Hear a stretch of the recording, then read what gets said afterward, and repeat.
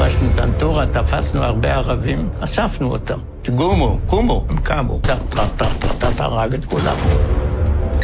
הכפר נמחק. שאכן אמרו שהיה טבח. What happened here wasn't only pushing away the Palestinians from their village. What happened here is that they did not let the Palestinians go away just like this. They first of all killed many of them, and there was not any reason to do it. או אני או הם. מדינה לוקחים עם חרב.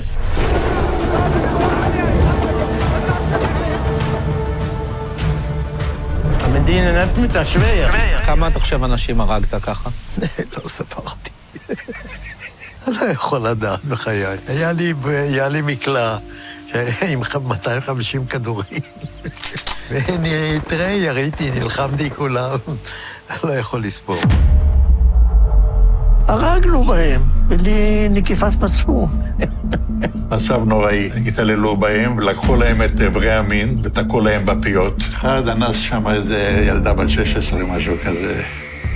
היו חבר'ה שלקחו את הלוויורים ורדפו אחרי חבר'ה ושרפו אותם. זה היה משהו זוועתי וזה אסור לספר, אני לא אדבר על זה, כי זה יכול להיות סקנדל שלם מהעניין הזה.